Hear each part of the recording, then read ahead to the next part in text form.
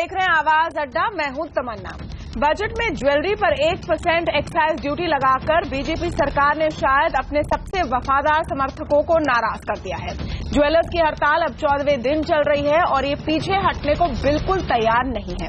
इस बीच वित्त मंत्री अरुण जेटली ने साफ आश्वासन दिया है कि एक्साइज लगने से ज्वेलरी दुकानों में कोई सर्च नहीं होगी, कोई रेड नहीं होगी। तो आखिर किस बात का डर है ज्वेलर्स को अब भी? इस पर आज खास चर्चा हम कर रहे हैं आवाज अड्डा में। हमारे साथ इस पैनल में जुड़ रहे हैं ऑल इंडिया बुलियन ज्वेलर्स स्वर्णकार एक्शन कमेटी के कोऑर्डिनेटर योगेश सिंघल, सराफा ट्रेडर्स एसोसिएशन के president Kailash Mittal, all India James jewellery trade federation के डायरेक्टर अशोक मीनावाला। तो हम ज्वेलर्स का पर्सपेक्टिव रख रहे हैं। साथ ही हम बात करेंगे बीजेपी के प्रवक्ता संजू वर्मा से, कांग्रेस के प्रवक्ता चरणजीत सापरा हमारे साथ हैं, द वायर.com के फाउंडिंग एडिटर एमके वेणु, जेएनयू के रिटायर्ड प्रोफेसर अरुण कुमार जुड़े हैं और कंज्यूमर एक्टिविस्ट बिजॉन मिश्रा। स्वागत है आप सबका आवाज अड्डा में। लेकिन शुरू करने से पहले आइए हम आपको सुनाते हैं कि किस तरह के आश्वासन आ रहे हैं। वित्त मंत्री ने खुद आश्वासन दिया और आज एक्साइज विभाग भी इस मामले पर भरोसा दे रही है। जिसकी पिछले वर्ष 12 करोड़ की टर्नओवर है और आने वाले वर्ष में जिसकी हर साल 6 करोड़ या उससे ज्यादा होगी। ये केवल प्रिंसिपल ट्रेडर पे लगेगा, किसी बनाने वाले पे नहीं लगेगा। ये स्पष्ट इंस्ट्रक्शन है। कोई इंस्पेक्टर नहीं जाएगा क्योंकि इसमें सेल्फ सर्टिफिकेशन होगा। जो अपना सर्टिफिकेट और जो राज्यों में वैट देते हैं जिस वैल्यू पे, या जो सीए का सर्टिफिकेट होगा केवल उसी के बेस पे होगा। हमारे इंस्पेक्टर्स वहां पर नहीं जाएंगे। जब इंस्पेक्टर्स वहां पर नहीं जाएंगे तो इंस्पेक्टर आज हो ही नहीं सकता। तो वो जो डर है ट्रेड में कि पहले वाले मामले खोल दिए जाएंगे, पहले वाला कुछ और हो जाएगा, ऐसा कुछ नहीं है। अभी उनको जो प्लेटफॉर्म दिया गया है, अपने आप अपने खुद टैक्स तय करें, अपने आप भरें। इससे ज्यादा अच्छी सुविधा और क्या हो सकती है? डिपार्टमेंट का बिल्कुल इंटरफेरेंस उसमें नहीं है। कोई डिपार्टमेंट से किसी तरह का डर उनको नहीं होना चाहिए। चलिए, तो आश्वासन आ रहे हैं सरकार की तरफ से, लेकिन हड़ताल अभी भी जारी है। शादी के सीजन के पहले जो लोग खरीदारी करना चाहते हैं वो अटके हुए हैं, जो कारीगर हैं वो सफर कर रहे हैं। तो क्या कारण इसकी? आइए हम चर्चा शुरू करते हैं। योगेश सिंघल जी, जब सरकार कह रही है, खुद वित्त मंत्री कह रहे हैं कि आपको कोई तकलीफ नहीं होगी, कोई सर्च नहीं होगा, तब आप क्यों नहीं मानने को तैयार है? देखिए मैडम, मुद्दा एक्साइज का ही नहीं है। हमारे व्यापारियों के ऊपर भिन्न भिन्न प्रकार के टैक्स लगे हुए हैं, जिसका हिसाब किताब रखने में व्यापारी असमर्थ महसूस करते हैं। उनका पूरा ध्यान सिर्फ हिसाब किताब में चला जाता है। उनको अपना व्यापार करने के लिए भी समय चाहिए। क्यों न हमारी सरकार सरलीकरण टैक्स की तरफ ध्यान दे। सरकारी जो नीति है वो सरलीकरण के रूप में आए। पिछली सरकारों ने भिन्न भिन्न प्रकार की बेड़ियां व्यापारियों के ऊपर लगा रखी थी। इस सरकार से हम उम्मीद करते हैं कि एक प्रकार के टैक्स के रूप में ही जितना भी टैक्स लेना चाहे व्यापारी देने के लिए तैयार है। व्यापारी राजस्व बढ़ाने में पूरा समर्थन देने के लिए तैयार हैं। उसके बदले में व्यापारियों को सम्मान और उनकी व्यवस्था को ठीक करने में सरकार को आगे आना चाहिए। नहीं, लेकिन कैलाश मित्तल जी, एक्साइज में आपको सेल्फ सर्टिफिकेशन करना है। एक एक्स्ट्रा चीज करने से इतनी क्यों दिक्कत हो रही है कि 14 दिन से आप लोग हड़ताल पर हैं, भूख हड़ताल हो रही है, 17 तारीख को एक बड़ा प्रदर्शन होगा। क्या जिस तरह से सब टैक्स दे रहे हैं, आप लोगों को भी ज्यादा टैक्स नहीं देना चाहिए? नहीं, टैक्स के लिए हमारे कोई प्रॉब्लम नहीं है। हम सरकार को टैक्स देने के लिए हमेशा तैयार है जी। लेकिन सरकारी एक्साइज का नया डिपार्टमेंट हमारे पे जो थोप रही है, आज सरकार कह रही है आपके यहाँ इंस्पेक्टर नहीं आएगा, वो नहीं होगा, ये नहीं होगा। कितने दिन नहीं होगा? आज सरकार 6 करोड़ ला रही है, उसको 2 करोड़ ले जाएगी। एक उनको रेगुलेशन करना है, इसलिए हम इसको रेगुलेशन नहीं होने देंगे। ये हम इसका बिल्कुल इसलिए विरोध करते हैं कि एक्साइज डिपार्टमेंट हमारे को चाहिए ही नहीं। हम सेल टैक्स दे रहे हैं, इनकम टैक्स दे रहे हैं, सर्विस टैक्स दे रहे हैं, सब चीज दे रहे हैं, लेकिन एक्साइज डिपार्टमेंट सरकार देना क्यों चाहती है हमारे ट्रेड को? ऐसा क्या रीजन है? सरकार एक तरफ कह रही है कि जीएसटी आ रही है, तो जीएसटी से पहले हमारे ही डिपार्टमेंट के ऊपर में एक्साइज के रूप में बकरी का भला क्यों बनाया जा रहा है? क्या जीएसटी बिना एक्साइज के नहीं आ सकती? क्या व्यापारी नहीं चाहते जीएसटी आए? सरकार हमें बकरी का भला बना के, मोहरा बना के हमें उपयोग ले रही है और कुछ नहीं है। उनका नियत यही है इंस्पेक्टर राज को बढ़ाना, एक्साइज डिपार्टमेंट को हम पे थोपना। ओके, हमारे साथ जुड़ी हैं बीजेपी की प्रवक्ता संजू वर्मा। संजू वर्मा जी, मैं उम्मीद करती हूँ कि आपने सुना क्या कह रहे हैं व्यापारी इस एक्साइज ड्यूटी को लेकर। वो कह रहे हैं कि एक तो जो सरकार का आश्वासन है कि आप पर कोई किसी तरह की सख्त कार्रवाई नहीं होगी, इंस्पेक्टर राज नहीं होगा, वो तो उसको मानने को तैयार नहीं है। दूसरी तरफ वो कह रहे हैं कि बहुत पेचीदा हो जाता है उनके लिए सारे टैक्सेस भरना, आप सरल कीजिए और आप चाहे तो जो दूसरे टैक्सेस है उसमें आप बढ़ा दीजिए 1%।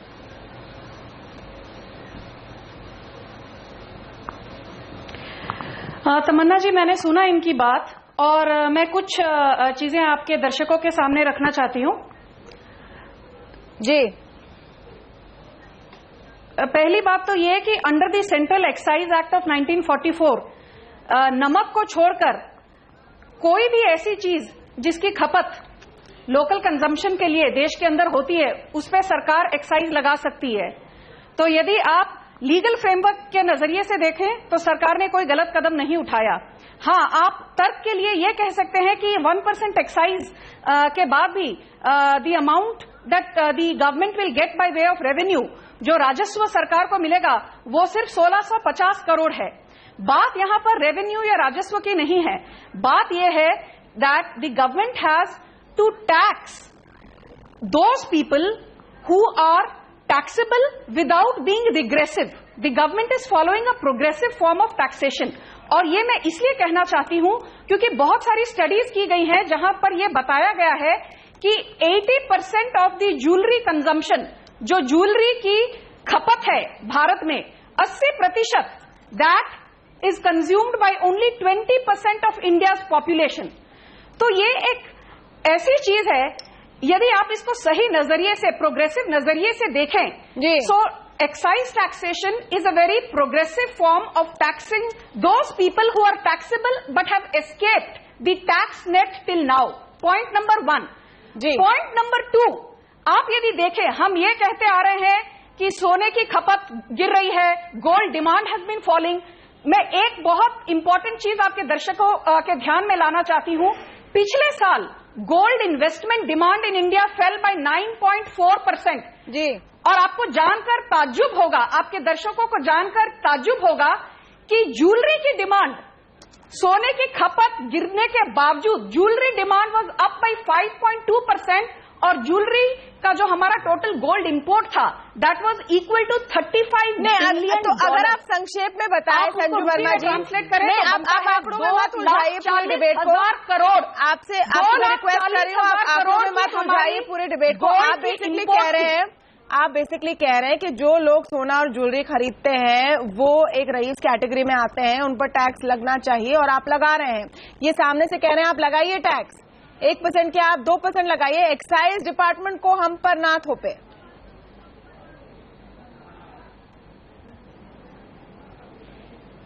जो गवर्नमेंट मैकेनिज्म्स हैं, टैक्सेशन हमेशा गवर्नमेंट मैकेनिज्म्स के द्वारा लीगल फ्रेमवर्क के तहत ही लागू किया जाता है। तो ये आप और मैं नहीं तय कर सकते, it is the excise commissioner who has to decide.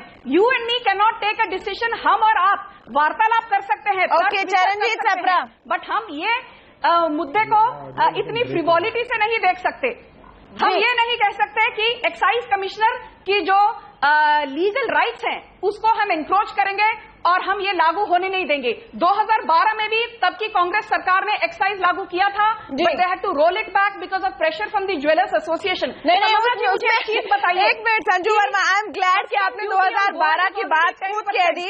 एक मिनट, आई एम ग्लैड आपने 2012 की बात खुद कह दी, क्योंकि 2012 में आप बिल्कुल ठीक कह रही है। एक मिनट मैम, 2012 में आप बिल्कुल ठीक कह रही है कि तब के वित्त मंत्री प्रणब मुखर्जी थे और उन्होंने जी, और तब के वित्त मंत्री प्रणब मुखर्जी थे और उन्होंने भी 1% एक्साइज ड्यूटी लगाई थी और ज्वेलर्स ने तब भी हड़ताल की थी और उस हड़ताल में बीजेपी का सहयोग था। आप लोग ने विरोध किया था उस 1% एक्साइज ड्यूटी का, जो आप खुद आज लगा रहे हैं। आपने खुद किया था, आज आप विरोध कर रहे हैं। वहां पर कांग्रेस आज विरोध कर रही है, तब उन्होंने खुद लगाया था। तमन्ना जी, क्या पॉलिटिक्स को एक सेकंड हम दूर रखते हैं, पॉलिटिक्स को एक सेकंड हम दूर रखते हैं। सवाल का जवाब दूं मैं, आपके सवाल का जवाब दूं? एक सेकंड चरणजीत सापरा के पास हम चलते हैं। चरणजीत सापरा जी, आपको मेरी आवाज आ रही है? जी, 2012 में तमन्ना जी 1 मिनट। नहीं, आपने पॉइंट रखा, कांग्रेस में इसका जवाब देने दीजिए संजू जी। मैं 2011-12 में आप सरकार को आज इस डिबेट में रिप्रेजेंट करनी, सबसे ज्यादा सवालों के जवाब आप ही को देने। मुझे 1 मिनट का वक्त दीजिए। मैं एक अहम मुद्दा रखना चाहती हूँ आपके दर्शकों के सामने। 2011-12 में गोल्ड के दाम थे $1900 एन आउंस। आज जो सोने का दाम है वो $1100 से $1300 पर आउंस के बीच में घूम रहा है। तो 2012 और 2016 के बीच का जो आप ये कंपैरिजन कर रहे हैं वो कंपैरिजन बिल्कुल सही नहीं है। Comparison is not possible. It is like comparing apples with oranges. क्योंकि आज सोने के दाम घट चुके हैं 20% डाउन फ्रॉम द पीक। तो आज government, I don't think jewellers को उसका कोई फर्क पड़ता है, लेकिन मैं चाहूंगी कि जो योगेश सिंघल जी है वो इसका जवाब दे। कैलाश मित्तल जी इसका जवाब दे। कैलाश मित्तल जी, आपने सुनी कि बीजेपी की जो प्रवक्ता हैं वो क्या दलील दे रही हैं, उसका क्या जवाब है आपके पास? देखिए मैडम, सोने का दाम है पहले जितना था $1500 से ऊपर गोल्ड गया था, गोल्ड वापस $1100 से $1200 आ चुका है। तो डिफरेंस तो गोल्ड के दामों के हिसाब से नहीं है। सरकार सिर्फ हमें गुमराह कर रही है। आपने बिल्कुल सही कहा, 2012 में जब रोल बैक के लिए बीजेपी में यशवंत सिन्हा ने बड़ी लोकसभा के अंदर में घोषणा के लिए कहा था, सभी बीजेपी के समर्थन मिला था। आज यही सरकार सिर्फ हमें गुमराह कर रही है और बेवकूफ बना रही है जीएसटी के नाम पे, और ये कहना चाह रही है कि आप पे एक्साइज लगाएंगे। एक्साइज हम कह रहे हैं, टैक्स की हमें कोई चिंता नहीं है, और कोई टैक्स के रूप में ले लीजिए, एक्साइज डिपार्टमेंट में मत दीजिए। को अब आवाज आ रही है हमारी, चरणजीत छापरा कांग्रेस के प्रवक्ता है। लागू करना इनका नियम है। ओके, बाद में इसी डिपार्टमेंट द्वारा ये 50 लाख का व्यापारी भी इनके एक्साइज में आ जाएगा। ओके, 1 मिनट चरणजीत छापरा, अगर आपको मेरी आवाज आ रही है। संजू वर्मा का कहना है कि 2012 में आप लोग ने भी तो एक्साइज लगाई थी और फिर रोल बैक करना पड़ा। हमने उनको याद दिलाया कि रोल बैक करने में बीजेपी का भी हाथ था, क्योंकि उन्होंने उस वक्त विपक्ष में बैठकर दबाव डाला था। आज अब वही चीज कर रहे हैं। देखिए, सही बात है कि उस समय ये विपक्ष में थे और विपक्ष में रहते हुए इन्होंने इतनी सारी आवाज उठाई थी। अब ये सत्ताधारी पक्ष में आए हैं और इन्होंने लोगों से अलग अलग जुमले दे करके बातें की है। इन्होंने बड़े बड़े वादे किए थे, आज वो वादों की वजह से ये सत्ता में आए, अब वो वादों से पीछे जा रहे हैं। इन्होंने कहा था कि हम गुड गवर्नेंस करेंगे, हम ये सारा लाइसेंस राज, इंस्पेक्टर राज हटाएंगे। अब फिर वही इंस्पेक्टर राज आ रहा है। नहीं, लेकिन चरणजीत छापरा जी 1 मिनट, पॉलिटिक्स को 1 सेकेंड आप दूर रख लीजिए। आपने भी, आपकी सरकार ने, संजू वर्मा जी मैं आप पर आऊंगी, आपकी सरकार ने, चरणजीत छापरा जी ने 1% की एक्साइज ड्यूटी लगाई थी और तब आपको इसमें इकोनॉमिक सेंस नजर आ रहा था। आज एनडीए सरकार को इकोनॉमिक सेंस नजर आ रहा है। तब उन्होंने विपक्ष में बैठकर इसका विरोध किया था, आज आप विपक्ष में बैठकर इसका विरोध कर रहे हैं। आप प्योर इकोनॉमिक्स को क्यों नहीं देखते हैं? देखिए, कोई भी उस 1% टैक्स का विरोध नहीं कर रहा है। ज्वेलर खुद कह रहे हैं कि हम 1% टैक्स देने के लिए तैयार है। लेकिन आप वो कस्टम ड्यूटी में 1% बढ़ा लीजिए, आप वैट में 1% बढ़ा लीजिए। ये जो एक एक्साइज डिपार्टमेंट का हवा है, एक एक्साइज डिपार्टमेंट का जो डर है इनके मन में, उस वजह से ये कह रहे हैं कि हमको एक्साइज नहीं चाहिए। दूसरी बात ये है, ये सोने का बिजनेस जो है अलग अलग स्टेज में होता है, ये अलग अलग स्टेज में होता है। ये एक स्टेज में सोना गलता है, दूसरे स्टेज में उसका फॉर्मेटिंग होता है, तीसरे स्टेज में पॉलिशिंग होता है, चौथे स्टेज में मीनाकारी होती है, फिर वो फाइनल प्रोडक्ट बनता है। अगर एक्साइज वाले छोटे किसी कारीगर के पास में पहुंच जाएंगे तो छोटे कारीगर को वो तकलीफ ही देने वाले हैं। इनका मुद्दा ये है, अरे अब जब वित्त मंत्री कह रहे हैं कि छोटे कारीगरों पर इसका असर नहीं पड़ेगा, 1 मिनट, वित्त मंत्री कह रहे हैं छोटे कारीगरों के लिए नहीं है, आप मुझे बोलने का मौका दे रहे हैं। संजू वर्मा जी, पैनल पर सब लोग हैं, सब एक बार बात करेंगे। मैं आपके पास वापस आऊंगी संजू वर्मा जी, आपके ओपनिंग कमेंट पर। आप इनको दर्शकों को गुमराह करने का मौका मत दीजिए। वित्त मंत्री ने दर्शकों को गुमराह करना, बिजॉन मिश्रा जी, गुमराह करना, मैं इनको गुमराह करने नहीं दूंगी। और आप नहीं, मेरा माइक म्यूट मत कीजिए तमन्ना जी, आपका माइक म्यूट नहीं है सर, मेरा माइक म्यूट मत कीजिए प्लीज। ये आपके दर्शकों को गुमराह कर रहे हैं। संजू वर्मा जी, कांग्रेस का काम है ना काम किया, दूसरों को करने देना नहीं है। ये आपका 7 सालों तक कांग्रेस ने ना किया, और अभी मैं दूसरों को काम करने देना, बट हम इनकी ये चाल कामयाब नहीं होने देंगे। की बात सुननी चाहिए। अच्छा, आप दोनों प्लीज ज्वेलर्स की बात जरा सुनेंगे या एक दूसरे की बात सुनेंगे? अशोक मीनावाला जी हम ज्वेलर्स की बात को ध्यान में रखेंगे और ज्वेलर्स आगे के कदम लेंगे। जो ज्वेलर्स हैं उनकी बात नहीं है। अशोक मीनावाला जी और कोई यू आर नॉट हल्का सा नीचे governing party. Ashok Meenawala ji, keep your unsolicited advice to yourself. आप हमें बेतुकी कांग्रेस एडवाइस ना दें। के प्रवक्ताओं से आप हमें रिक्वेस्ट है कि आप अपने बेतुकी एडवाइस ना दें। दीजिए। आपके पास टाइम था, आपने कुछ नहीं किया। अभी टीवी स्टूडियो में आकर भाषण देना बंद करिए। Please ma'am, I will come to you. TV studio में आकर भाषण देना बंद करिए। आई रिक्वेस्ट यू हम्बली, जब मैं आपके पास आऊंगी तभी आप बोलें। और ये कांग्रेस, बीजेपी और सारे हमारे पैनल के लिए रिक्वेस्ट। हमने बहुत सुना, अभी और भाषण जनता सुनने के लिए तैयार नहीं है आपका। अशोक मीनावाला, आप जनता अशोक मीनावाला, आप सुन रहे कांग्रेस और बीजेपी आप लड़ाई कर रहे हैं क्योंकि उन्हें पता है कि ज्वेलर्स एक बहुत पावरफुल कम्युनिटी है। आप बहुत पावरफुल हो। इसलिए जब लड़ाई कर रहे हैं। एक मिनट, अशोक मीनावाला से सवाल है, उनको मुझे सवाल पूछने दीजिए। Charanjit Chhapra ji, please don't cut my question. एक मिनट, आप प्लीज उन्हें सवाल मुझे पूछने दीजिए। 1% रेवेन्यू कस्टम के माध्यम से। आई एम सॉरी सर, ये डिबेट मैं मॉडरेट करूंगी अपनी तरह से। आप प्लीज धैर्य रखें, सबको मौका मिलेगा। 1 घंटे का शो है, बहुत समय है। प्लीज, मुझे कहीं ले जाना चाह रही हूँ। थैंक यू तमन्ना जी। अशोक जी, अशोक मीनावाला जी, मैं ये पॉइंट रख रही हूं कि एक्साइज ड्यूटी का इतना बड़ा हवा क्यों बना रखा है ज्वेलर्स ने? दुनिया भर में एक्साइज ड्यूटी लगती है, हर सेक्टर में लगती है। अशोक मीनावाला के लिए सवाल है, आप सवाल मेरा सुन लीजिए प्लीज सर, फिर आप पूरे चैन से जवाब दीजिए। मैं ये कह रही हूं कि आज कांग्रेस आपके लिए लड़ रही है और उस समय बीजेपी आपके लिए लड़ रही थी क्योंकि आप लोग बहुत ही प्रभावशाली एक गुट हो और प्रभावशाली गुट होने के कारण आपकी आवाज जाती, जो सही बात है। लेकिन क्या कोई फैक्ट्स है ये सपोर्ट करने के लिए कि जैसे ही एक्साइज ड्यूटी लगेगी सारे एक्साइज अफसर आके आपके सर पे बैठेंगे? इसके पीछे कोई तथ्य आपके पास या फिर डर है, सिर्फ डर है? अशोक मीनावाला जी से सवाल है ये। देखिए, मुद्दे की बात यह है, ये पॉलिटिक्स नहीं है। यहाँ पर करोड़ों लोगों की जानों का सवाल है, उनकी लाइफ का सवाल है। यहाँ पर कोई पॉलिटिक्स में हम इस इंडस्ट्री नहीं समझती है। मुद्दे की बात यह है कि 30 साल गोल कंट्रोल एक्ट रहा है, सन 62 से लेके ऑलमोस्ट सन 92 से लेके जी, और इस पीरियड के अंदर इतनी परेशानी इस इंडस्ट्री ने भुगती है। इतने सारे एक्साइज के केसेस हुए हैं जो आज की तारीख में भी लड़ रहे हैं लोग, इतने साल होने के बावजूद। आप बताइए, किसी फैमिली जिसने एक्साइज का काम किया है, एक्साइज से साथ काम किया है, वो अपने आगे के जनरेशन को कभी सलाह देगा कि आप एक्साइज के साथ कुछ भी काम करो?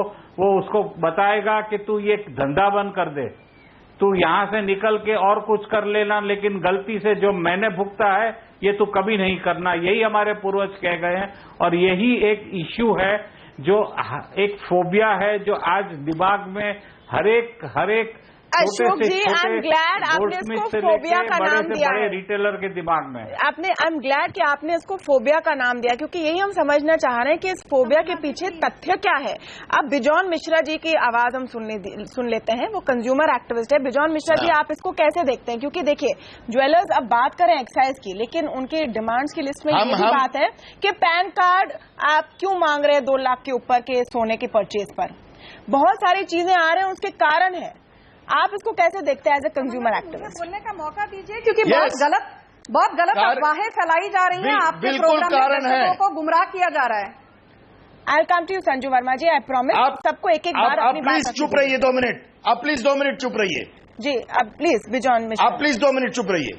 वो सुन रही हैं आपकी बात, पोलाइटली आप बोलिए। बिजॉन मिश्रा जी, प्लीज बताइए अपनी। इन लोग ये डिबेट है, प्लीज माइंड योर लैंग्वेज। आप प्लीज चुप रहिए, ये डिबेट है। आप 2 मिनट चुप रहिए। आप जब बात की हम लोग नहीं बोले, हम जब आप जब बात की हम लोग कुछ नहीं बोले। प्लीज बिजॉन मिश्रा जी, आप तो आप चुप रहिए। आप हमारे समय मत लीजिए, आप हमारे समय पर मत बोलिए, आप हमारे समय पर मत बोलिए। Speak when there is a need. आप जब बोल रही थी हम कुछ नहीं बोले। बिजॉन मिश्रा जी, प्लीज पैनल को कंट्रोल करना मेरा काम है। आप प्लीज अपनी बात बोलिए, आप प्लीज ऐसे बात बोलिए। आप पोलाइटली बोलिए, आप मत बोलिए। This is an open debate. इनका इंटॉलरेंस दिख रहा है, एक मिनट सारा देश देख रहा है इनका इंटॉलरेंस। एक मिनट, संजू वर्मा ठीक कह रही है, ये डिबेट है, सबको बोलने का हक है, लेकिन आप लोग अगर एक एक करके बोलेंगे तो आपकी आवाज पहुंचेगी। अब बिजॉन मिश्रा जी का वक्त है, वो बोलेंगे, और बिजॉन मिश्रा जी आप पोलाइटली भी बोल सकते हैं। मैं बैठी हूं लोगों को मॉडरेट करने के लिए, आप अपनी बात कहिए। Thank you very much. Tamanna ji, ये जाहिर हो गया आपके प्रोग्राम में आज कि जो लोग व्यापारी इस व्यापार में इन्वॉल्व हैं, वो लोग कतई ट्रेल को नहीं एक्सपोज करना चाहते हैं कि गोल्ड कहां से आता है। यू सी, आज एक्साइज से इतने भयभीत है क्योंकि वो लोग ये नहीं बताना चाहते हैं ग्राहकों को कि वो लोग एक्चुअली गोल्ड कहां से खरीद रहे हैं और कैसे बेच रहे हैं। यू सी, आज ओके, बिजॉन मिश्रा जी के टेक्निकल ग्लिच के कारण उनकी पूरी बात नहीं हो पा रही, लेकिन I come back to him. MK Venu ji, इस फोबिया को आप समझाइए हमें जरा, सीनियर जर्नलिस्ट हैं एमके वेणु जी। जब अशोक मीनावाला कहते हैं कि हमें जेनरेशन से समझाया गया है कि आप कुछ भी करो, धंधा बंद करो, लेकिन एक्साइज के पचड़े में पड़ो मत, उस फोबिया के पीछे क्या कारण है? देखिए, मेरे को समझ नहीं आ रहा है ये लोग क्यों इसकी खिलाफत कर रहे हैं एक्साइज की। भाई, जो ड्यूटी हर एक प्रोसेस गुड्स में लगता है वो गोल्ड में क्यों ना लगे। और दूसरी बात, ये ब्लैक मनी, एक रिपोर्ट 1000 पेज का जो जेटली जी के पास पड़ा हुआ है आज की तारीख में, NIPFC ने दिया, उसमें ब्लैक मनी कहां से जनरेट होता है, उस सारे सेक्टर उसमें उनका पूरा एक एनालिसिस है। और ज्वेलरी और गोल्ड सेक्टर एक बहुत बड़ा भाग है उसका। तो GST के अंदर अगर गोल्ड आए तो ये अच्छी बात है, और इकोनॉमी पूरा जो ब्लैक इकोनॉमी जो चल रहा है आजकल वो वाइट हो जाएगा। तो इसमें ज्वेलर्स को दिक्कत क्या है? अगर सरकार आश्वासन दे रही है कि कोई इंस्पेक्टर राज नहीं होगा और सेल्फ सर्टिफिकेशन होगा, तो मेरे को नहीं लगता कि इसमें कोई प्रॉब्लम होनी चाहिए। अगर आप धीरे धीरे अगर सारे सेक्टर हटाते जाएं तो फिर GST का तो मतलब ही नहीं बनता। पहले लिकर इंडस्ट्री कह रही है लिकर नहीं आएगा, फिर रियल एस्टेट वाले कह रहे हैं कि रियल एस्टेट नहीं आना चाहिए। ये कह रहे हैं कि एक्साइज ड्यूटी लगाइए मत, आप कहीं और टैक्स लगा लीजिए, एक्साइज से हम डरते हैं। संजू वर्मा जी, आपने तमन्ना जी मुझे बोलने की बात सुनी, अब आप बताइए कि क्या ये डर जस्टिफाइड है, और जो आश्वासन आप दे रहे हैं उसमें अगर यकीन नहीं कर रहे हैं ज्वेलर्स, तो आप कैसे उनको कन्विंस करेंगे?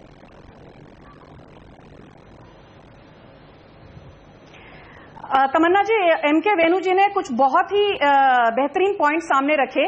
पहली बात तो मैं ये कहना चाहती हूं कि जो यहां पर एक मतभेद बना हुआ है कि एक्साइज लागू ना करते हुए कस्टम्स ड्यूटी को इंक्रीज करना चाहिए, तो मैं ये कहना चाहती हूं customs duty on gold already 10% है, तो you cannot increase it to 12 और 14%, that is like breaking the camel's back. और excise duty is always levied on goods which are consumed within the territory of India, तो आप excise को customs के साथ compare नहीं कर सकते।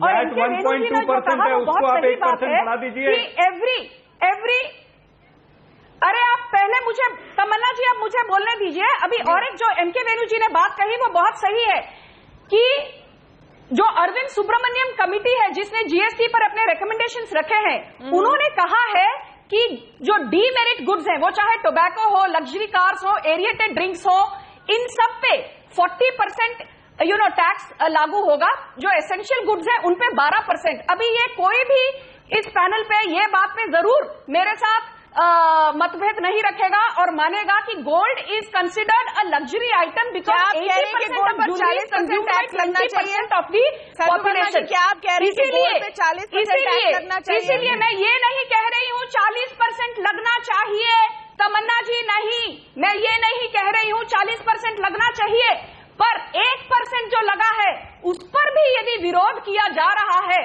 तो ये सरासर गलत है। बिकॉज जो बाकी लग्जरी आइटम्स है, GST जब इंप्लीमेंट होगा डीमेरिट गुड्स पे 40% लागू होगा, एसेंशियल गुड्स पे 12%, और जो स्टैंडर्ड GST रेट है that will be between 17 to 18%। तो यदि 1% लागू हुआ है that is even below what is levied on essential items. तो यहां पर जो इतना सारा बखेड़ा खड़ा किया है ये बिल्कुल लॉजिक के परे है। इसी बात को मैं आपके दर्शकों के सामने लाना चाहती हूँ कि 1% एक्साइज आपने पॉइंट रखा नॉट रिग्रेसिव इन नेचर, क्योंकि जो बाकी गुड्स है इंडिया में उनका excise tax is close to 26%, including ji Sanju Verma ji, आपने अपना पॉइंट रखा। 26%। ओके, हमने सुना आपका पॉइंट और इस पर चरणजीत छात्रा बोलना चाहते हैं, लेकिन उसके पहले प्रोफेसर अरुण कुमार, देखिए जो पैनलिस्ट नहीं चिल्ला रहे उसका मतलब नहीं कि उनको बोलने का मौका नहीं मिले, तो प्रोफेसर अरुण कुमार की बात जरा सुन लीजिए। प्रोफेसर अरुण कुमार, इसमें असली कारण क्या है? असली कारण क्या है सरकार का कि वो एक्साइज ड्यूटी ही लगाना चाहती है, और असली कारण क्या है कि ज्वेलर्स एक्साइज ड्यूटी से ही डर है? क्योंकि 1% का तो सवाल ही नहीं है, वो कह रहे हैं आप 1% 2% कहीं और लगा लीजिए, एक्साइज से डर क्यों है? प्रोफेसर अरुण कुमार, 1% जो है 1% जो टैक्स लगाने की बात है वो वैल्यू पे है। अगर वो इनपुट क्रेडिट लेते हैं तो 12.5% टैक्स लगेगा। तो इसलिए ये जो जीएसटी का इक्विवेलेंट जो बनाने की बात है वहां पे 12.5% होगा, क्योंकि बाकी जगह जिन कमोडिटीज पे टैक्स लगता है तो वहां पे इनपुट क्रेडिट लेके वो अभी 12.5-14% जो सर्विस टैक्स 14.5% और इस तरह से है, तो वो इक्विवेलेंट हो जाएगा। तो 1% कंपेरेबल नहीं है जो 40% की बात चल रही है, और इसलिए हमें इनको डिफरेंशिएट करना चाहिए। दूसरी बात यह है कि अगर आप कस्टम्स ड्यूटी में बढ़ाते हैं तो उसकी गोल्ड की स्मगलिंग बढ़ जाती है। अभी जैसे कि करीब 950 टन के करीब सोना आता है साल में, तो अगर कस्टम्स ड्यूटी बढ़ जाती है तो वहां पे स्मगलिंग और बढ़ जाती है। इसलिए कस्टम्स ड्यूटी बढ़ाने से वो बात नहीं बनेगी। वैट आप इसलिए नहीं लगा सकते हैं क्योंकि वैट स्टेट सब्जेक्ट है और सेंटर वैट नहीं लगा सकती है। जब वो एक कॉमन प्लेटफॉर्म पे जीएसटी आएगा तब वो वैट और एक्साइज ड्यूटी और ये सारे जो सर्विस टैक्स तब एक कॉमन प्लेटफॉर्म पे आएंगे। तीसरी बात मैं जो बताना चाहता हूं कि जो हमारा जो गोल्ड का जो कारोबार है उसमें बहुत बड़ा ब्लैक इकोनॉमी का अंश जुड़ा हुआ है, क्योंकि जो टोटल सोना आता है करीब 900 टन के करीब सालाना, उसमें से करीब 450 टन तो जो ज्वेलरी में यूज होता है और बाकी जो 450 टन है वो प्राइमरी फॉर्म में, वो जब सेविंग्स के फॉर्म में यूज होता है।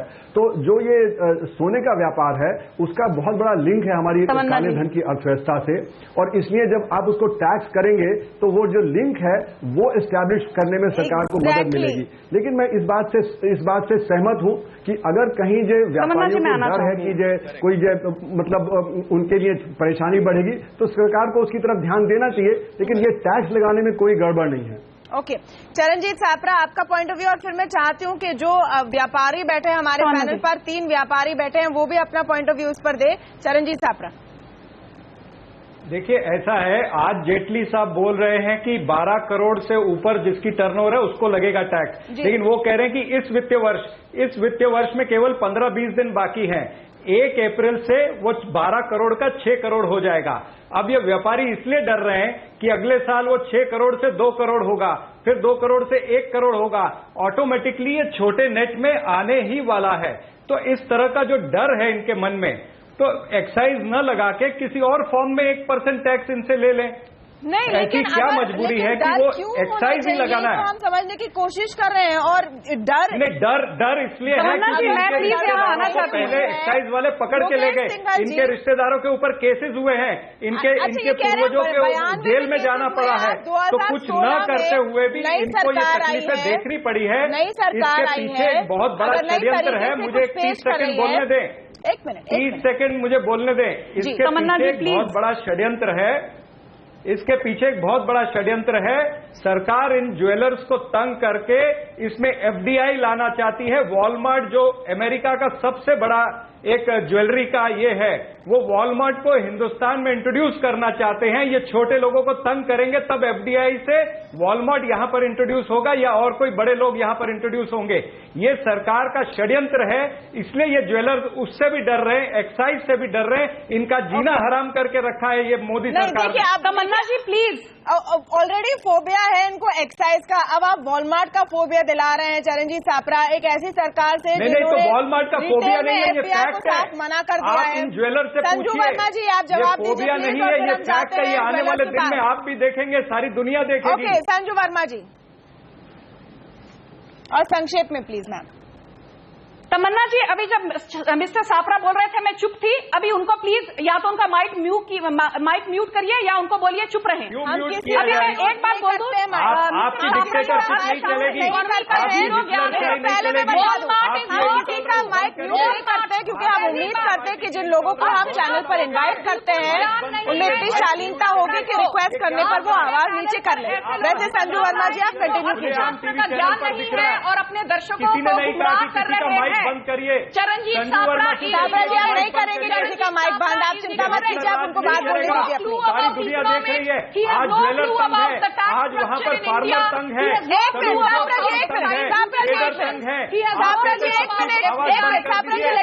आज आप किसानों की आवाज बंद कर सकते हैं।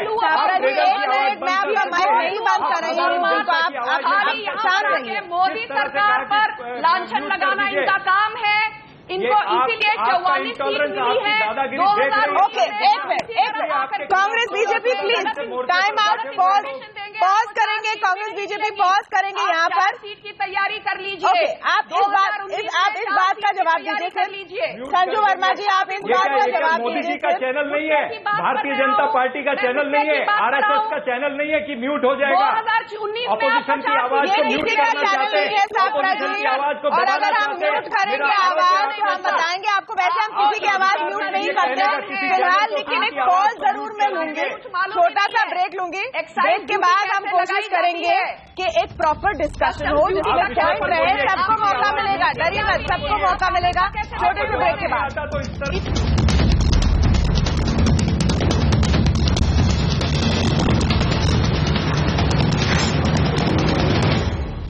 अड्डा पर आज हम पूछ रहे हैं कि एक्साइज ड्यूटी से ज्वेलरों को डर क्यों है। यहाँ पर गर्मा गर्म बहस चल रही है। आगे बढ़ने से पहले कुछ ग्राउंड रूल हमारे पैनलिस्ट और दर्शकों को बताना चाहती हूँ। हम किसी का माइक म्यूट नहीं करते हैं और किसी के कहने पर नहीं करते हैं। अगर ऑडियो थोड़ा डाउन करेंगे तो बता के करेंगे और हम उम्मीद करते हैं कि सब एक एक करके बोलेंगे। अगर आपको पॉइंट रखना है तो आप जेस्चर कीजिए, हम आपके पास जरूर आएंगे। और अब कुछ समय के लिए बीजेपी और कांग्रेस के प्रवक्ता सिर्फ सुने, क्योंकि हम जो ज्वेलर्स हैं उनकी राय लेने वाले हैं। तो मैं उम्मीद करती हूं कि आप सुनेंगे, पॉइंट नोट करेंगे और फिर जब मैं आपके पास आऊंगी उसका जवाब देंगे। आइए अब आते हैं योगेश सिंघल जी के पास। योगेश सिंघल जी, इसमें एक दो चीजें हैं। एक है कि जैसे दूसरे प्रवक्ताओं ने भी कहा कि इतना फोबिया है, इतना डर है एक्साइज डिपार्टमेंट का, इसलिए आप इसके इतने खिलाफ हैं। किस तरह के आश्वासन के बाद आपका डर कम होगा? तमन्ना जी। जी तमन्ना जी, जी हम सुन रहे हैं। डर इस बात का है, जिन सेक्टरों पे एक्साइज ड्यूटी थोपी गई है, क्या उस सेक्टर में इंस्पेक्टर राज नहीं है? आज किसी भी सेक्टर को लीजिए, कॉपर सेक्टर लीजिए, एक्साइज डिपार्टमेंट के इंस्पेक्टर आते हैं और मंथली लेकर जाते हैं। क्या उन सेक्टरों में ये चीज शामिल है और सिर्फ ज्वेलरी सेक्टर में ही इंस्पेक्टर राज नहीं होगा? क्या सभी सेक्टरों में ऐसा है? दूसरी चीज, हमारे प्रवक्ता ने कहा ब्लैक मनी पर लगाम लगेगी।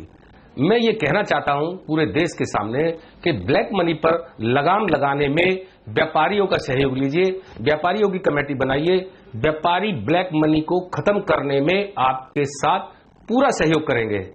तो फिर इसमें इस बात का क्यों हवा मचा रहा है कि व्यापारी डर है, व्यापारी चोर है, व्यापारी ब्लैक मनी छुपा रहा है? ऐसी बातें क्यों आ रही है?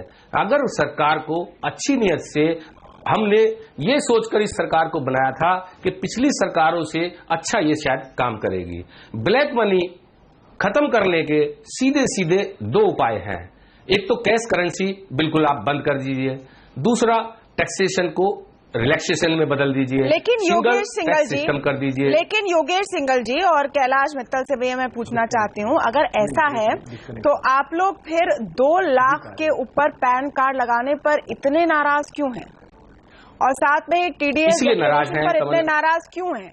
क्योंकि जो इंप्रेशन वहां से जा रहा है ये है कि आप चाहते नहीं है कि कोई जाने कि आपका धंधा कैसे चलता है। मैडम जी, तमन्ना जी, मैं बताना चाहता हूं पूरे देश को कि 4% लोग इनकम टैक्स असेसी हैं, जो मेरी नॉलेज में है। हो सकता है कुछ आंकड़ा बढ़ गया हो। 96% जो लोग खरीदारी करते हैं वो पैसा कौन सा पैसा होता है? क्या वो ब्लैक मनी कहती है सरकार उसको? कौन सा पैसा होता है? आज 100 लोगों का लगेज यदि 4 लोगों के ऊपर थोप दिया जाए तो क्या वो उसको लेके चलने में समर्थ होंगे? सरकार को ऐसी पॉलिसी लानी चाहिए जो कि सभी लोग इसके दायरे में आ जाए और किसी भी व्यापारी को कोई परेशानी ना हो। ओके, प्रोफेसर अरुण कुमार, क्योंकि आपने बात की थी ब्लैक मनी की और आप इस सब्जेक्ट को अच्छे से नजदीकी से देखते हैं, इसका अध्ययन करते हैं, क्या जिस तरह की रेजिस्टेंस आ रही है वो इसलिए आ रही है क्योंकि इंस्पेक्टर राज से डर है, ब्लैक मनी से डर है, या फिर एक तरीका है जिसमें ज्वेलरी सेक्टर चलता है, सबको पता है, शायद उसके बारे में सब बोलते नहीं है, और उस तरीके को एकदम से चेंज करने की रेजिस्टेंस दिख रही है हमें? देखिए, ऐसा है कि जो वैट है उसमें भी इंस्पेक्टर्स आते हैं, उसमें भी पेमेंट होता है, कस्टम्स ड्यूटी में भी करप्शन है, कस्टम्स ड्यूटी भी अवॉइड की जाती है, वहां पे भी ब्लैक इनकम जनरेट होता है, और एक्साइज ड्यूटी भी इवेड की जाती है देश में, और वहां पे भी जो ब्लैक इनकम जनरेट होता है। तो मुझे जो लगता है वो ये नहीं कि इनको डर है कि अब इंस्पेक्टर राज और बढ़ जाएगा, पर यह है कि एक और ट्रेल बन जाएगा, और वो ट्रेल हो सकता है कि ज्यादा कारगर हो पकड़ने के लिए। पर यह मेरा मानना है कि जो हमारी काले धन की अर्थव्यवस्था है उसमें जहां पे भी कहीं टैक्स लगता है तो कोई तरीके ढूंढ लिए जाते हैं। जैसे कि जब अंडर वैल्यूड प्रॉपर्टी को एक्वायर करने का एक प्रावधान बना था तो उसको भी जो इवेड करके लोगों ने जो फिर भी जो बिल्डिंग्स बनाई, वहां पे रियल एस्टेट में बहुत जबरदस्त ब्लैक इनकम जनरेशन हुआ। तो सोने का व्यापार है वो बहुत कैश पे आधारित है, इसीलिए वो पैन कार्ड नहीं चाहते हैं, क्योंकि अगर पैन कार्ड भी लग गया तो फिर भी एक ट्रेल जनरेट होगा। तो मुझे लगता है असली जो मुद्दा आ रहा है कि जो ट्रेल हैं वो ट्रेल ऐसे ना एस्टैब्लिश हो जिसकी वजह से वो कहीं पकड़े जाएं। और देखिए अशोक मीनावाला जी, ये एक बड़ी मांग है इस सरकार से, और चुनाव के पहले भी इस सरकार ने कहा कि ब्लैक मनी पर हम शिकंजा कसेंगे। अब कितने सक्सेसफुल हुए या नहीं ये एक अलग डिबेट है, लेकिन इस प्रॉमिस के साथ वो आए हैं। अब उसका हर तरीका उनको अपनाना है। बोलने दीजिए प्लीज। संजू वर्मा जी, मैं आपके पास आऊंगी, अशोक मीनावाला के पास के लिए सवाल है। अब हर तरीका उनको अपनाना है और इस एक तरीके में आप लोगों को भी सहयोग देना होगा।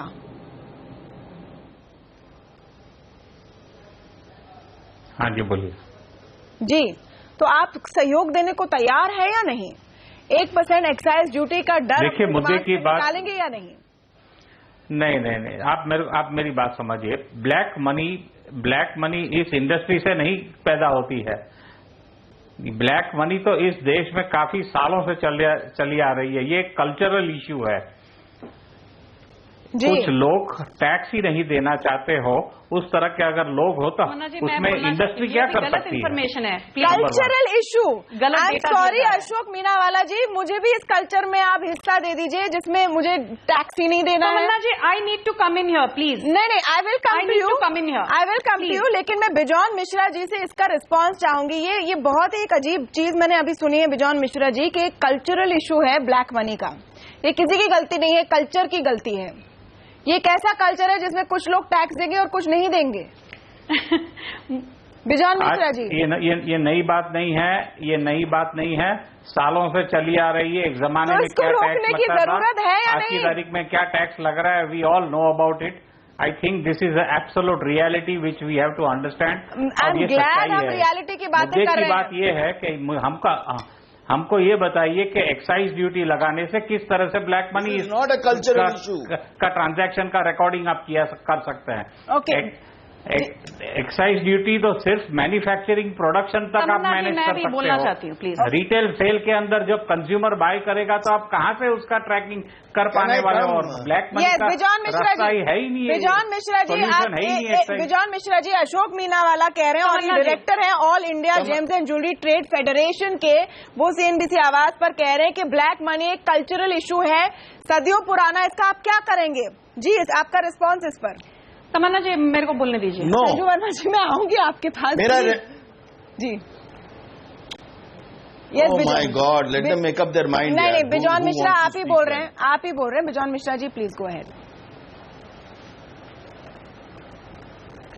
See, it is not a cultural issue. ये कोई कल्चरल इशू नहीं है। हमारे देश में more than 70% of the people they don't come under the direct tax rate. जी, mostly people come under the indirect tax net. अब गवर्नमेंट का जो नीति है, गवर्नमेंट का नीति ये है कि जहां जहां ब्लैक मनी का जनरेशन होता है, इसे एज ए कंज्यूमर हमको क्या चाहिए? हमको चाहिए रिसीट। हम कोई भी सामान खरीदते हैं, हमको उसका चाहिए रिसीट जी। और हमसे आप कोई भी कर लेंगे, हमको चाहिए उसका एक सबूत। तो हम चाहते हैं कि हर लोग जो ज्वेलरी खरीदते हैं उनको एक एश्योर्ड क्वालिटी मिले, उनको एक एश्योर्ड क्वांटिटी मिले, उनको एक सही कीमत में उनको ज्वेलरी मिले। आज क्या है कि कोई भी व्यक्ति को गारंटीड क्वालिटी नहीं मिल रहा है, जिसके लिए हॉलमार्क हम लोग कैंपेन शुरू किया देश में, लेकिन वो अभी भी फेलियर है, क्योंकि इट इज बिकॉज कंज्यूमर को भ्रमक कर देते हैं लोग कि ये कह के कि आप क्यों हॉलमार्क के पीछे दौड़ रहे हैं, हम आपको गुणवत्ता वाला देंगे। और हमारे जितने अशिक्षित, हमारा कहना है कि ये सरकार का बहुत सही कदम है और सरकार को बिल्कुल दबाव पे नहीं आना चाहिए। उपभोक्ता मुश्किल सरकार के साथ में है, जहां पर भी ब्लैक मनी के आप याद कीजिए कि 2012 में ज्वेलर्स ने एक दूसरी सरकार पर भी दबाव डाला है, आज सरकार पे दबाव डाल रहे हैं। छोटा सा ब्रेक लेंगे, ब्रेक के बाद संजू वर्मा आपके पास मैं आऊंगी, छोटे से ब्रेक के बाद।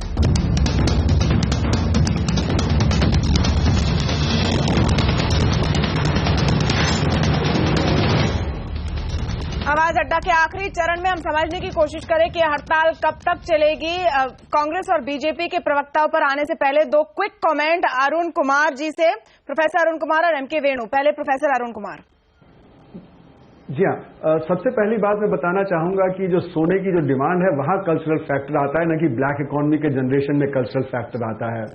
दूसरी बात मैं बताना चाहूंगा कि जो काले धन की अर्थव्यवस्था है वो सन 55 में 4 से 5% जीडीपी की थी, आज वो 7% जीडीपी की बन गई है। यानी काले धन की अर्थव्यवस्था बेतहाशा बढ़ती चली जा रही है। और जो सोना है वो महज 2% काले धन की अर्थव्यवस्था की जो डिमांड है उसके जो सेविंग्स में आता है। तीसरी बात मैं बताना चाहूंगा कि जो आज हमारे डायरेक्ट टैक्स पेयर हैं उनकी संख्या महज 4% है, न कि 40% है। जो डायरेक्ट टैक्स रिटर्न फाइल करते हैं वो महज 4% है। उनमें से भी जो इफेक्टिव टैक्स पेयर है वो महज 1% है। तो ये जो 1% है जहां पे कि ये जो इफेक्टिव टैक्स पेमेंट होता है और वहां पे जो काले धन की अर्थव्यवस्था ज्यादा बनती है, ये काले धन की अर्थव्यवस्था वहीं केंद्रित है और वहीं पे डिमांड होती है। तो वहां से जो डिमांड होती है करीब 120 ग्राम प्रति व्यक्ति के करीब वहां पे डिमांड होती है।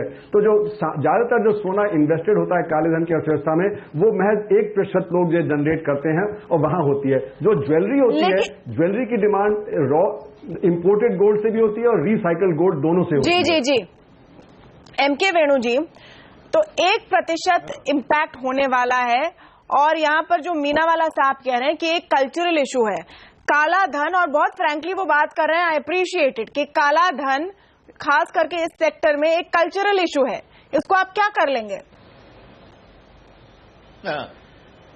तमन्ना जी, मुझे ये इतना अजीब लग रहा है ये जो आर्ग्यूमेंट। आप रियल एस्टेट कल्चरल इशू है, लिकर कल्चरल इशू है, आप गोल्ड को भी कल्चरल बना दें, बहुत कन्वीनियंट कल्चर है, बड़े बड़े सेक्टर्स को हटा दें। ये बड़ा कन्वीनियंट आर्गुमेंट है। मैं आपको बताता हूं कि ये क्यों ये लोग अपोज कर रहे हैं। तमन्ना जी, मुझे क्यों नहीं आप डिबेट में लेके आ रही हो? हाँ, मैं बता रहा हूँ आपको, क्योंकि आगे जाके जब जीएसटी जब आएगा तो इससे पूरे ज्वेलर्स की जो टोटल जो इनका टर्नओवर और इनकी इनकम का भी पता लगेगा और फिर इनकम टैक्स देना पड़ेगा। आज की तारीख में कितना इनकम टैक्स दिखा रहे पता नहीं। तो ये एक बहुत बड़ा मुद्दा है। और यही मुद्दा मतलब आपको और सेक्टर्स में मिलेगा, रियल एस्टेट और लिकर में। अब हिंदुस्तान थोड़ा ट्रांसपेरेंसी की तरफ बढ़ रहा है तो ट्रांसपेरेंसी एक्सेप्ट सबको एक साथ चलना पड़ेगा। Ji Sanju Verma ji, now the floor is yours, बताइए।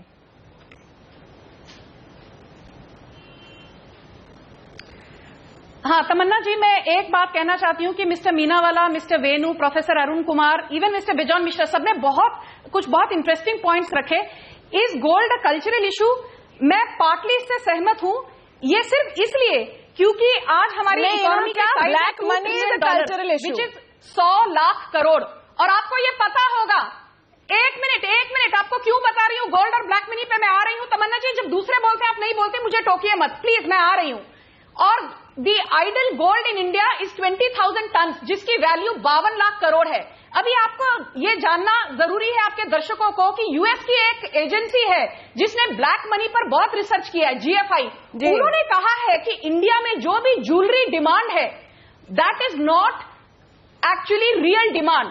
ज्वेलरी को फिर वापस गोल्ड बार्स और गोल्ड कॉइन्स में कन्वर्ट किया जाता है, which leads to the sudden spurt in black money.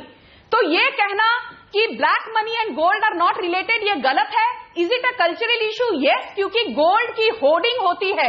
Despite the fact कि in the last 25 years gold has given negative returns, in the last 2 years between 2013 and 15 gold has given negative return of 8.5%, जिससे ये पता पड़ता है कि gold की demand को रोकना जरूरी है। यदि हम एक्साइज ड्यूटी 1% लागू करते हैं, इसमें बखेड़ा खड़ा करने की जरूरत नहीं है, क्योंकि फाइनली जीएसटी आएगा। When GST comes. Sanju Verma, आपने यही पॉइंट रखा है कई बार। पैन कार्ड की तो एनके वेणु जी ने बहुत अच्छे पॉइंट किए। Let me come back to, let me tell you one thing. Pan card को लेकर एक मैं बहुत इंपॉर्टेंट बात कहना चाहती हूं कि पिछले साल chief justice of supreme court HL Dattu ने एसआईटी बिठाई थी under the aegis of Dushyant Dave, और उन्होंने ये रेकमेंड किया कि कैशलेस इकोनॉमी के लिए 2 लाख प्लस कैश ट्रांजैक्शन के तहत जो भी ट्रांजैक्शन हो, ये सारे फैक्ट्स हैं हमारे पास संजू वर्मा जी, जरूरी है टू कर्ब ब्लैक मनी। ये दवे जी ने कहा है, ये chief justice of supreme Court in 2015 Charanjit Chhapra ji है, तो इसको खारिज करने की संजू जी का कहना तो इस तरह से है कि जैसे पूरे देश का जो ब्लैक मनी है। संजू जी हो गया, आपका समय हो गया। आप देखिए संजू जी, आप उसको स्ट्रेट नहीं कर सकते ना, संक्षेप में आपको रखना होगा। इस तरह से पेश आ रहे हैं जैसे पूरे देश का जो ब्लैक मनी है वो केवल गोल्ड के बिजनेस में है। आप इंडिया पूरे देश का ब्लैक मनी गोल्ड के बिजनेस में नहीं है। आप ब्लैक मनी की बात कर रहे हैं। इस देश से विजय मल्ल्या 9,000 करोड़ रुपया व्हाइट मनी देश से लेकर मुझे और भारतीय जनता पार्टी की सरकार उसको रोक नहीं सकी। आप ब्लैक मनी की बात मत करिए। 3 करोड़ लोगों आप इस पे आइए कि एक्साइज क्यों लगी है। मैं आपको ये बताना चाहता हूँ। अरे आप चुप रहिए। गोल्ड संजू वर्मा जी, एक मिनट आप चरणजीत छापरा बोलेंगे। 1 मिनट संजू वर्मा, चरणजीत छापरा बोलेंगे जाएगी। 60 सालों में तो आपने कोई काम नहीं किया, जिसमें अभी आप मोदी सरकार पे लांछन लगा रहे हो। उसकी दुरुस्ती होती है, उसकी रीमेकिंग होती है। संजू वर्मा जी, अभी आपको उनकी बात भी सुननी पड़ेगी।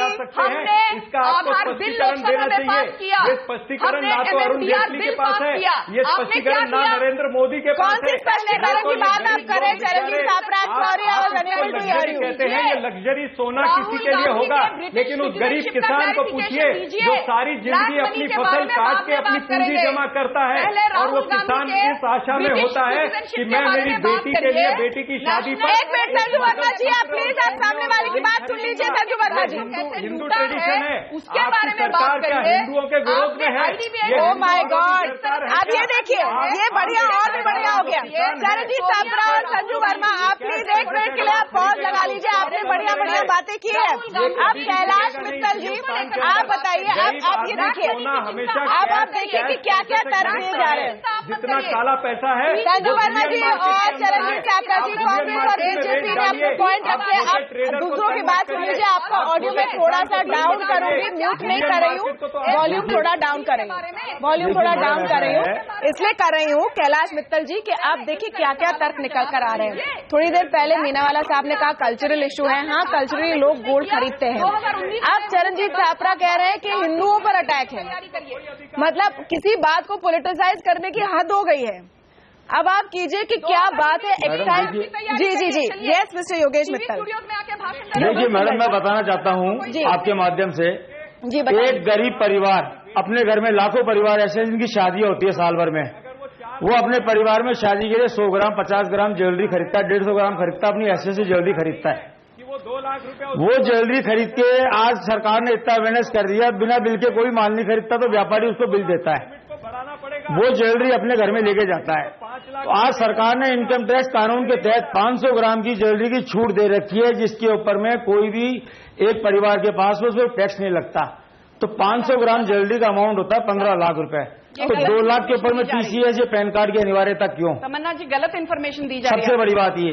ओके, दूसरी बात, सॉरी रॉन्ग इन्फॉर्मेशन। दूसरी बात ये, एक गरीब परिवार जो अपने लिए ज्वेलरी खरीदता है, वो आज सरकार उसकी घर में कोई तकलीफ आती है, बीमारी वगैरह कोई भी, तो सरकार अगर गरीब परिवार ज्वेलरी खरीद रहा है सर, तो उनको पैन कार्ड देने में क्या तकलीफ है? आपको देने में क्या तकलीफ है?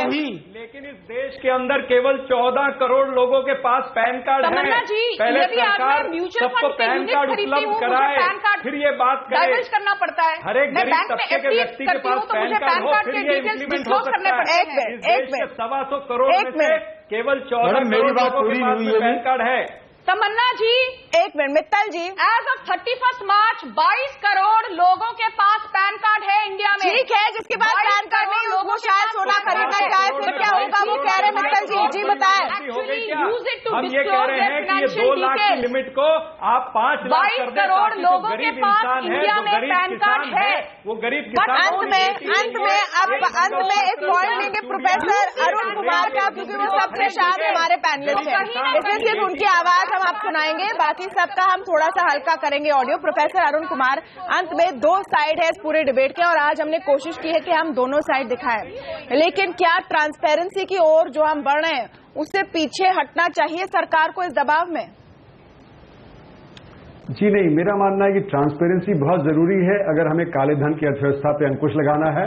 और दूसरी बात यह है कि अगर हमारे यहाँ ट्रांसपेरेंसी होती है तो जैसे आपने कहा कि फ्लाइट ऑफ कैपिटल जो होता है वो कम होगा, और जो हवाला मार्केट है जो बाहर बहुत तेज है और सट्टेबाजी, उस पर रोक लगेगा, हमारे करंट अकाउंट डेफिसिट को फायदा होगा, और हमारा जो टैक्स रेवेन्यू है वो बढ़ेगा, तो उससे हमारा फिस्कल डेफिसिट बढ़ेगा। तो अगर ये सरकार ट्रांसपेरेंसी और खासकर गोल्ड के एक्टिविटी पे होगी तो इससे बहुत ज्यादा मैक्रो।